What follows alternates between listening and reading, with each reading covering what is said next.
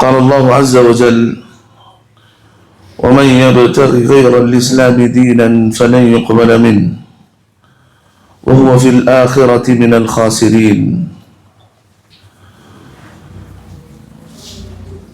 محترم مکرم بزرگان دین، نوجوانان اسلام اور پیارے بچوں، اللہ رب العالمین کا بے پناہ شکر و احسان ہے کہ رب العالمین نے اپنے فضل سے، اپنے کرم سے مجھے اور آپ کو دنیا کی سب سے بڑی نعمت اسلام سے نوازا۔ یہ اللہ رب العالمین کی جانب سے میرے اور آپ کی زندگی میں اللہ کی طرف سے سب سے بڑا انعام ہے۔ یہ انعام اتنا عظیم ہے، اس کا اندازہ بخوبی ہم اس ملک سے جہاں ہم زندگی گزار رہے ہیں لگا سکتے ہیں کہ جہاں ہر چمکتی ہوئی چیز کے سامنے سجدے ہوتے ہیں، ہر ہفتہ یا ہر مہینہ لوگوں کی عیدیں جس میں نہ جانے اتنے خرافات ہوں، تو ایسے ملک میں جہاں ہر پتھر کے سامنے، ہر شجر کے سامنے، ہر انسان یا جانور کے سامنے، حد تو یہ ہے انسان کی شرمگاہ کے سامنے ہم نے جھکتے ہوئے لوگوں کو دیکھا، اور لوگ بھی کیسے سبحان اللہ، جن کے پاس آج قیادت ہے، جن کے پاس،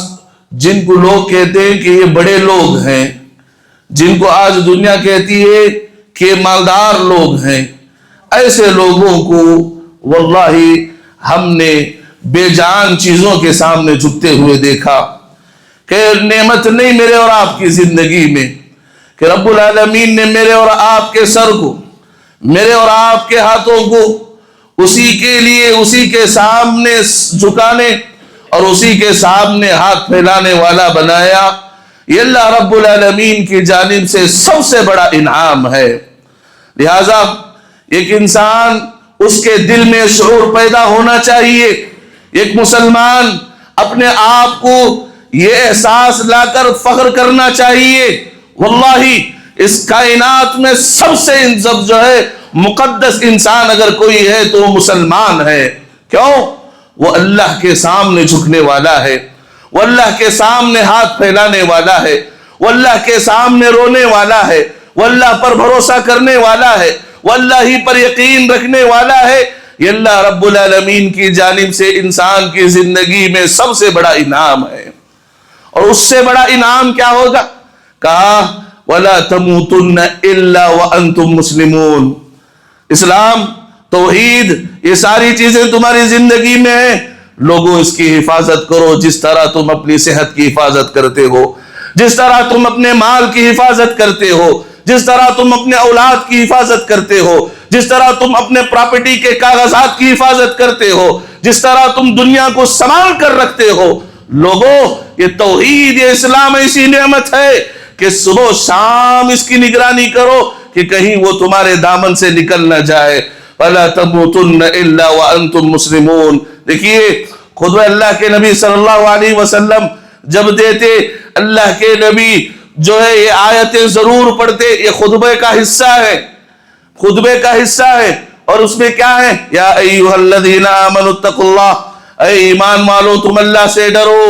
دوسری چیز نصیحت، وَلَا تَمُوتُنَّ إِلَّا وَأَنْتُمْ مُسْلِمُونَ۔ توحید ملی ہے، اس کی حفاظت کرو، اللہ کے سامنے گڑ گڑاؤ، اللہ کے سامنے رو، اللہ کے سامنے مانگو ثابت قدمی، اور مرو تو ایسی حالت میں کہ تم اسلام میں ہو، تم توحید میں ہو، تم اللہ پر بھروسہ رکھے ہوئے ہو، تم اللہ پر کامل یقین رکھے ہوئے ہو۔ ایسی حالت میں تمہارا ایمان، تمہارا جو ہے جسم سے روح قبض ہونی چاہیے۔ دیکھیے انبیاء اکرام رضوان اللہ علیہم اجمعین، ان کی دعاؤں کو اگر ہم دیکھیں گے، ابراہیم علیہ السلام وجنبنی وبنی ان نعبد الاسنام، اے اللہ توحید تو دیا ہے، مرتے دم تک ان بتوں کی صورت نہ دکھانا۔ اے اللہ مجھے، میری اولاد کو، ہاں یہ بھی ضروری ہے، میرے لیے نہیں کافی، اپنے اولاد کی فکر کرو کہ پتہ نہیں آئندہ آنے والا سلیبس، آئندہ آنے والی کتابیں، آئندہ آنے والا جنریشن، آئندہ آنے والے حکمران، آئندہ آنے والے ایام، آئندہ آنے والے پل کیسے ہوں کہ انسان جو ہے صبح مسلمان رہتا ہے، رات ہونے سے پہلے کافر ہو جاتا ہے۔ ایام آئیں گے قیامت کے قریب، ہم اپنے لیے بھی، اپنے اولاد کے لیے بھی، جیسے ابراہیم علیہ السلام نے دعا کی، وَجُنُبْنِي، اے اللہ تو مجھے بھی بچا ان بتوں سے، ان کی عبادت سے، ان کے سامنے جھکنے سے، ان کے سامنے ہاتھ پھیلانے سے، اے اللہ میری اولاد کی بھی تو حفاظت فرما لینا۔ سبحان اللہ، اتنا ہی نہیں، یعقوب علیہ السلام اپنے جو آخری ایام میں جو دعا اپنے بچوں کو سامنے بلا کر کیا نصیحت کرتے ہیں، مَا تَعْبُدُونَ مِن بَعْدِي، اے میرے بچوں بتاؤ، میں چھوڑ کے جا رہا ہوں، میرے بعد تم کس کی عبادت کرو گے؟ قَالُوا نَعْبُدُ إِلَٰهَكَ وَإِلَٰهَ آبَائِكَ، اے ابا جان آپ کی تربیت ایسی ہوئی ہے، یہ سر جھکے گا تو صرف رب العالمین کے سامنے جھکے گا۔ اے ابا آپ کی تربیت ایسی ہوئی ہے، یہ ہاتھ پھیلائیں گے ہم تو رب العالمین کے سامنے پھیلائیں گے۔ تو لہٰذا دیکھیے یوسف علیہ السلام کی دعا بھی میں اس سے پہلے بھی ذکر کیا ہوں، رب قد آتیتنی من الملک وعلمتنی من تأویل الاحادیث فاطر السماوات والارض انت ولی فی الدنیا والآخرہ توفنی مسلما۔ اللہ اکبر، یوسف علیہ السلام دنیا کی دولت ان کے قدموں کے نیچے ہیں، مصر کے بادشاہ ہیں، سبحان اللہ، اللہ رب العالمین نے دولت کے ساتھ علم دیا، حکمت دی، اور انہیں جو ہے خوابوں کی تعبیر سکھائی۔ اس کے باوجود وہ اللہ سے دعا کرتے، یا اللہ آج دولت میرے قدموں کے پا نیچے ہے، یہ مصر میرے ہاتھ میں ہے، اے اللہ تو نے مجھے جو ہے خوابوں کی تعبیر سکھائی۔ فاطر السماوات والارض، اے زمین اور آسمان کو بنانے والے، اے زمین اور آسمان کو پیدا کرنے والے، اے زمین اور آسمان کو پیدا کرنے والے، اے بنانے والے، ایک اور احسان کر دینا، موت آئے تو توحید پہ موت آئے۔ اے اللہ دولت ہے، سب کچھ ہے، لیکن ایک آخری چیز مانگتے ہیں، توحید پر تو ہمیں موت عطا فرما۔ اس سے بڑی چیز، اللہ اکبر، عائشہ صدیقہ رضی اللہ عنہ فرماتی ہے کہ اللہ کے نبی صلی اللہ علیہ وسلم ویسے تو سب سے زیادہ ذکر کرنے والے، حد سے زیادہ ذکر کرنے والے، ربیعۃ بن الکعب الاسلمی رضی اللہ عنہ کہتے میں اللہ کے نبی کی خدمت میں اتنا لگا رہتا، چنانچہ کبھی سوال کرنے کے لیے میں جو ہے خواہش ہوتی، اللہ کے نبی کو دیکھتا کہ اللہ کے نبی ذکر میں لگے ہوئے، حد تو یہ سوچتا کہ عشاء کے بعد اللہ کے نبی سے سوال کر لوں گا۔ اللہ کے نبی حجرے میں اپنے جو ہے گھر میں داخل ہوتے، میں جو ہے دہلیز پر بیٹھ جاتا ہوں تاکہ کچھ سوال کر لوں، کہتے ہیں اس کے باوجود گھر میں چلے گئے، اللہ کے نبی کی ذکر کرنے کی آواز گھر سے آتی تھی، ہمیشہ ذکر کرنے والے۔ عائشہ صدیقہ رضی اللہ عنہ کہتی ہیں کہ اللہ کے نبی صلی اللہ علیہ وسلم اپنی دعاؤں میں سب سے زیادہ جو دعا کرتے تھے، اللہ کا ذکر کرتے تھے، وہ کیا؟ یا مقلب القلوب، اے دلوں کو پھیرنے والے، اے دلوں کو پھیرنے والے، اے وہ ذات جس کے دو انگلیوں کے درمیان لوگوں کے دل ہے، یقلبها کیف یشاء، رب چاہے جیسے پھیر دے۔ اللہ رب العالمین سے اللہ کے نبی ثابت قدمی کی دعا کرتے تھے، ثبت قلبی علی دینک، اے اللہ تیرے دین پر ثابت قدمی عطا فرما۔ لوگوں اپنے چہروں پر داڑیاں آ جانا ہے کافی نہیں ہے، صرف آپ دین کی جو ہے پابندی کر لینا ہے کافی نہیں ہے، اللہ سے ثابت قدمی مانگنا بھی ضروری ہے۔ کیوں؟ اللہ کے ہاتھ میں ساری ہدایتیں ہیں، اللہ کے ہاتھ میں ساری رہنمائیاں ہیں۔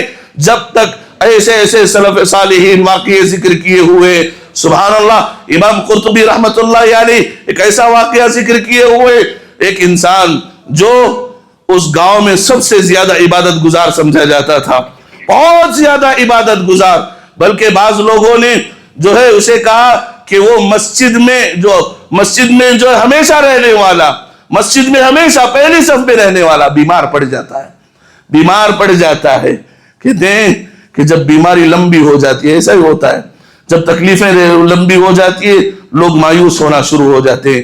یاد رکھیں، ایمان جن کا پختہ ہوتا ہے، تکلیفیں جیسے بڑھتی ہوتی ہیں ان کا ایمان، ان کا یقین اللہ سے اور بڑھ جاتا ہے۔ ایوب علیہ السلام اللہ کے نبی کے مکی دور، 1 سال 2 سال نہیں، پورے 10 سال اللہ کے نبی تڑپائے گئے، اللہ کے نبی نے صبر کا دامن چھوڑ دیا نہیں۔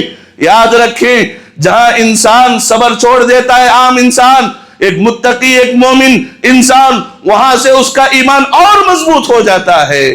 یہ سلف صالحین کا طریقہ تھا۔ کہتے کہ لمبی ہو گئی، بیماریاں لمبی ہو گئی، چنانچہ کہتے ہیں کہ میں اس کی عیادت کے لیے گیا تو وہ کچھ بڑبڑا رہا تھا، کچھ بول رہا تھا، میں کان قریب کر کے سنا تو سو کہہ رہا تھا کہ اللہ نے مجھ پر ظلم کیا ہے۔ کیا کہہ رہا تھا؟ اللہ نے مجھ پر ظلم کیا ہے، میں عبادت گزار تھا، میں پہلی صفوں میں نماز پڑھنے والا تھا، اللہ نے مجھ پر ظلم کیا ہے۔ کہتے ہیں کہ اسی وقت اس کی موت آ گئی، وہ مر گیا۔ امام قرطبی رحمت اللہ علیہ کہتے ہیں میرے رونگٹے کھڑے ہو گئے۔ اس کے بعد سے میں نے کبھی یہ دعا نہیں چھوڑی، اللہم انی اسألک حسن الخاتمہ، اے اللہ توحید تو دیا ہے، اے اللہ اسی پر موت عطا فرما اور اچھی موت عطا فرما۔ لہذا ایک انسان کی زندگی میں توحید ہے تو بہت بڑی چیز ہے، اسلام کی نعمت ہے تو بہت بڑی چیز ہے، اس کی حفاظت کریں، اللہ سے مانگیں، کہیں اللہ ناراض نہ ہو جائے، یہ اللہ سے مانگیں۔ حفاظت زندگی میں کیسے؟ دیکھیے، میں نے آپ کے سامنے ایک آیت پڑھی جس میں اللہ رب العزت کہتا ہے وَمَن يَبْتَغِ غَيْرَ الْإِسْلَامِ دِينًا، اسلام کی حفاظت کیوں کرنی ہے، توحید کی حفاظت کیوں کرنی ہے؟ کہا توحید کے علاوہ دنیا میں باتیں جتنی بھی اچھی ہو، ساری دنیا اس کام کو، اس بات کو، اس فعل کو، اس چیز کو کر رہی ہو اور وہ چیز اسلام میں نہ ہو، قرآن میں نہ ہو، نبی کی سنتوں میں نہ ہو، صحابہ کے منہج اور طریقے میں نہ ہو، اللہ کا صاف اعلان ہے، واللہ یہ نہ میری بات ہے نہ عالموں کی بات ہے، کلام اللہ، اللہ کا کلام، اللہ کی بات ہے، اللہ کا صاف اعلان ہے، فَلَن يُقْبَلَ مِن رب العالمین ایسی چیز کو ہرگز ہرگز ہرگز قبول نہیں کرے گا۔ جب کوئی ایسی چیز جو اسلام میں داخل نہیں، اسلام کا حصہ نہیں، قرآن کا حصہ نہیں، سنت کا حصہ نہیں، صحابہ کی زندگی کا حصہ نہیں، سلف کی زندگی کا حصہ نہیں، اگر تم کر رہے ہو رب کے دربار میں وہ 1000 بار کیوں نہ ہو، اللہ نہ قبول نہیں کرے گا۔ اور آگے اللہ نے کیا فرمایا؟ وَهُوَ فِي الْآخِرَةِ مِنَ الْخَاسِرِينَ، خوش ہوئے گا یہاں، نیکی ہے، نیکی ہے، کر رہا خوش ہو رہا ہے، نیکی ہے کر رہا خوش ہو رہا ہے، اچھائی ہے کر رہا خوش ہو رہا ہے، لیکن وہ چیز مطابقت نہیں کر رہی قرآن اور حدیث سے۔ کہا اللہ رب العالمین کے دربار میں کھڑے ہوگا تو وہ چیزیں ہی نہیں ہوں گی۔ وَهُوَ فِي الْآخِرَةِ مِنَ الْخَاسِرِينَ، قیامت کے دن وہ خسارہ اٹھانے والوں میں سے ہو جائے گا، آخرت کے دن وہ خسارہ اٹھانے والوں میں سے ہو جائے گا۔ یاد رکھو یہ اسلام اللہ کی طرف سے ہماری زندگی میں سب سے بڑا انعام ہے، اور اسی اسلام کی وجہ سے اللہ رب العالمین ہمیں عزت دیتا ہے، اور اسی اسلام کی وجہ سے، اسی توحید کی وجہ سے یہ دنیا قائم ہے، اسی توحید کی وجہ سے یہ دنیا پرسکون انداز سے چل رہی ہے۔ اگر اس دنیا میں توحید پرست نہ ہو، اس دنیا میں اسلام کو فالو کرنے والا نہ ہو، اللہ نے کہا تکاد السماوات یتفطرن من وتنشق الارض وتخر الجبال هدا، اللہ کا اعلان ہے کہ قریب ہے کہ آسمان پھٹ پڑے، یہ زمین شک ہو جائے، یہ جو پہاڑ ہے ریزہ ریزہ ہو جائے۔ کیوں؟ ان دعوا للرحمن ولدا، ان مشرکوں کی وجہ سے، ان کی زبانوں کی وجہ سے جنہوں نے یہ کہا کہ اللہ کا بیٹا ہے، اللہ کا بیٹا ہے۔ سبحان اللہ، لوگوں تم اللہ کے سامنے سجدے کر رہے ہو، مطلب یہ کہ تم اللہ کے عذاب کو رکے ہوئے ہو۔ یاد رکھو جس دن ایک بھی توحید پرست نہ ہوگا، ایک بھی اللہ کو پکارنے والا نہ ہوگا، جس کے دل میں رائی کے دانے کے برابر بھی ایمان ہو، وہ اس دنیا میں نہیں ہوگا، اس وقت قیامت آئے گی۔ اللہ کے عذاب کو روکے رکھنے کی چیز یہی توحید ہے، یہی توحید ہے، یہی اسلام ہے۔ اور یہ اسلام انسان کی زندگی میں فخر کا سبب ہونا چاہیے، فخر کا سبب ہونا چاہیے کہ ایک انسان، دیکھیے آج مشکل کیا ہے، آج ہم مسلم معاشرے کی جب جائزہ لیتے ہیں تو ہمارا مسلم معاشرہ دوسروں کی نقالی یا دوسروں کے چیزوں کو ایکسپٹ کرنے میں سب سے زیادہ جو ہے آگے نظر آتا ہے۔ اب دیکھیں مسئلہ چونکہ ہم ہندوؤں کے ساتھ یا ایسے لوگوں کے ساتھ زیادہ ہوتے ہیں جن کی اکثریت غیر مسلمین کی ہوتی ہے، اس وجہ سے کئی خرابیاں، کئی چیزیں نہ چاہتے ہوئے بھی ہمارے اندر آ جاتی ہے۔ دیکھیے افسوس کے ساتھ کہنا پڑتا ہے، 2 دن یا کل یا پرسوں جو ہے نصارہ کی عید گئی، مسلمان نہ چاہتے ہوئے بھی یا اسے جو معلوم نہیں یا معلوم ہے اس کے باوجود بھی ان کے چیزیں خریدتا ہے، ان کا لباس پہنتا ہے، ان کے لباس کو جو استعمال کرتا ہے۔ اور یہی نہیں، جب ہندوؤں کی عید آتی ہے، جب جو ہے پٹاخے وہ فلاں چیزیں پھوڑی جاتی ہے، مسلمان ٹوپی پہنے ہوئے ہے روڈوں پہ وہ بھی پھوڑتا ہے۔ اب میں سوال کرتا ہوں، کہیں کوئی کافر، کوئی مشرک ایسا آپ کو نظر آیا جو آپ کو خوش کرنے کے لیے رمضان میں روزہ رکھا ہو؟ کوئی مشرک آپ کو نظر آیا ہو جو مسلمان کو خوش کرنے کے لیے جو ہے عید الاضحیٰ میں وہ ذبح کیا ہو جانور کو؟ کوئی مشرک ایسا ہو جو آپ کو خوش کرنے کے لیے نمازیں پڑھ رہا ہو؟ جب وہ انسان مشرک ہو کر، کافر ہو کر، بتوں کے سامنے جھکنے والا، اسلام کو نہیں اپناتا، نہ جو ہے خواہش کے لیے، نہ تمہیں خوش کرنے کے لیے، اے لوگو تم اللہ کو ناراض کر کے ان کافروں کو خوش کرنے کے لیے ان کی مٹھائیاں لیتے ہو، انہیں خوش کرنے کے لیے ان کا لباس پہنتے ہو، حتیٰ یہ ان کو مبارکبادی دیتے ہو، ان کے لیے سٹیٹس رکھتے ہو۔ یاد رکھو اللہ رب العالمین ایسی چیزوں کو قبول کرنے والا نہیں ہے۔ عزت اللہ رب العالمین نے اس اسلام میں رکھی ہے۔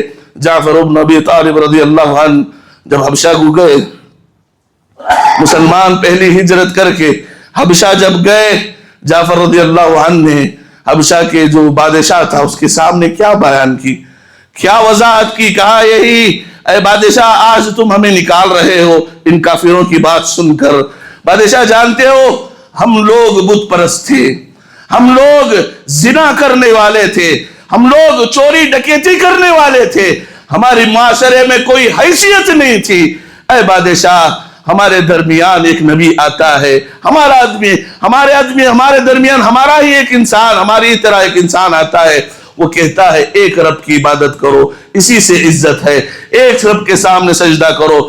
اس نے زنا سے روکا، جھوٹ بولنے سے روکا۔ سبحان اللہ، اسی وجہ سے اللہ رب العالمین نے عزت دی۔ ہرقل کے بادشاہ میں، ہرقل کے جو ہے اس کے پاس جب اللہ کے نبی کا خط پہنچا اللہ کے نبی کا، اس نے کیا کہا کہ اس کا دین اگر سچ ہے، قریب ہے کہ وہ میرے تخت کا بھی مالک ہو جائے گا۔ سبحان اللہ، یاد رکھو مسلمانوں، اگر تمہیں شریعت کوئی بات بتاتی ہے، تمہیں داڑھی چھوڑنے کی بات کہتی ہے، واللہ اللہ کی قسم اس داڑھی چھوڑنے میں ہمارے لیے عزت ہے۔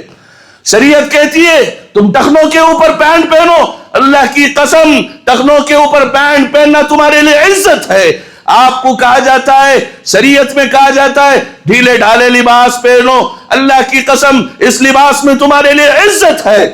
وَمَهْمَا ابْتَغَيْنَا الْعِزَّةَ بِغَيْرِ، اللہ کی قسم شریعت اور اسلام کے علاوہ تم دوسری چیزوں میں عزت تلاش کرو گے، عمر بن الخطاب رضی اللہ عنہ کہتے ہیں اللہ اسی سے ذلیل کر کے رکھ دے گا۔ فخر کرو، سینہ تان کے کہو، فخر کے کہو کہ ہم مسلمان ہیں، ہم اللہ کی اطاعت، اللہ کی فرما برداری کرنے والے مسلمان ہیں، ہم اللہ کے نبی کی اطاعت کرنے والے مسلمان ہیں، اور اس پر جم جاؤ۔ فَلَا تَمُوتُنَّ إِلَّا وَأَنْتُمْ مُسْلِمُونَ، موت بھی آئے تو اسی حالت میں آئے۔ اپنے بچوں کو نصیحت کرو، اپنے ایمان کی حفاظت کرو۔ اللہ تعالیٰ سے دعا ہے کہ رب العالمین مجھے اور آپ کو مرتے دم تک یا رب، یا رحمان، یا ذا الجلال والاکرام توحید پر قائم و دائم رکھنا۔ اے اللہ موت آئے، یا رب موت آئے تو تیری وحدانیت، تیری ربوبیت پر ہمارا کامل یقین ہو، ہماری زبانوں پر کلمہ توحید لا الہ الا اللہ محمد الرسول اللہ ہو۔ اے اللہ تو ہم سے راضی ہو جا، اے اللہ تو ہمارے گناہوں کو معاف فرما، اے اللہ تو ہمارے گناہوں کو معاف فرما، اے اللہ ہمارے درمیان اور گناہوں کے درمیان زمین اور آسمان کی دوری پیدا فرما، اے اللہ ہماری مغفرت فرما، ہمارے والدین کی مغفرت فرما۔ اقول قولی هذا استغفر الله لي ولكم ولسائر المسلمين انه هو الغفور الرحيم رب حليم۔